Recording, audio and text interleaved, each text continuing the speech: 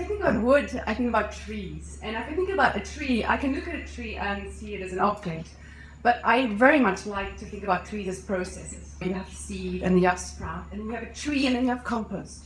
And that way of seeing the world as a process, as opposed to this static thing in this moment, is something I love. I love watching people and watching societies and watching us become the next iteration of ourselves, slowly but surely, always changing. And I'm particularly passionate about this because I grew up in a world that didn't like that one bit. I grew up in apartheid South Africa, which was an oppressive system that completely said, don't change, just be what I want you to be. And maybe some of you are not familiar with oppression, so I'm going to introduce you to oppression. But let's watch him garden. So when oppression goes gardening, oppression immediately starts by creating a sense of urgency and saying, oh no, we have to do this, and there's fear, and blah, blah, blah, blah, blah. So it creates a sense of panic. And then, when you give a person its seeds to sow, oppression says, you worthless thing, you will never amount to anything unless you have me to help you with. And then oppression, when the seed starts growing up really tenderly, oppression takes judgment, and it takes blame, it takes criticism, and it makes it realize that it's never going to amount to anything. It just needs to keep in line and be sweet. And then, when there's anger or resistance or something that oppression doesn't like, it just takes it, squashes it, and chucks it away. So, that is a weird world to live in, and one that I really didn't like that much. So from an early age, my question was, how do I change the world? Which is, I think, a really great question. The only tiny problem is that when I asked that question, I asked it with the same mind that raised me.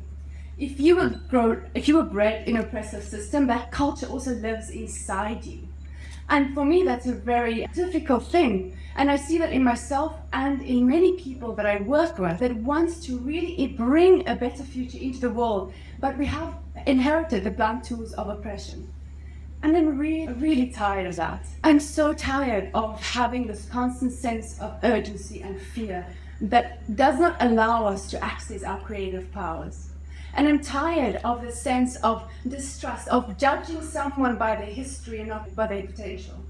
And I'm tired of judgment and blame. I'm tired of judging myself, and especially my white privileged friends, of not doing enough, of not saying enough, of not being enough.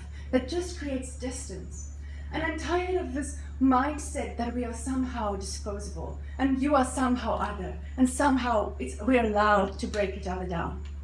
So I've really been looking for another way to enact and become change, and I found one. I've been looking for a long time. I'm almost 40. And I don't know the name, whether it's liberty or love or justice, but so I just call her Sue.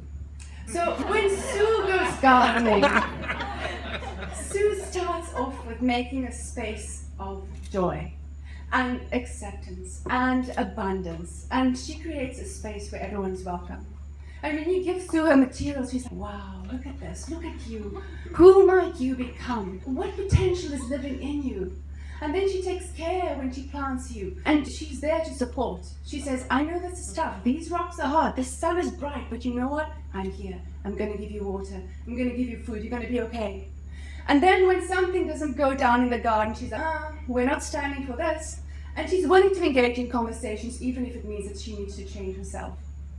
So I'm personally really excited about a way of life that's characterized by ease and abundance, where we believe in each other and accept each other and support each other and believe in connection and real honesty so that we can have the conversations that we need to have to move forward.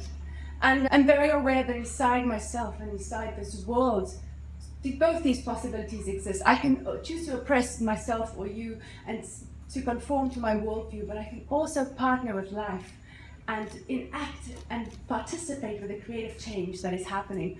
And I know exactly which future I'm rooting for. Thank you.